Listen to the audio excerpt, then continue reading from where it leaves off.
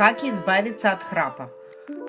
Проблема, о которой не принято говорить, но она затронула большое количество людей.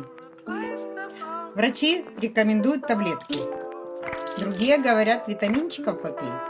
Некоторые специалисты говорят прищепку на нос или в рот, или на небо, или одевать какой-то браслет, который будет бить тебя током.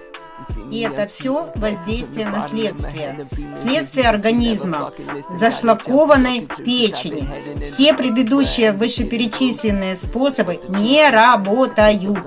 Очистите, проведите детокс печени, и вы забудете об этой проблеме. Будьте здоровы!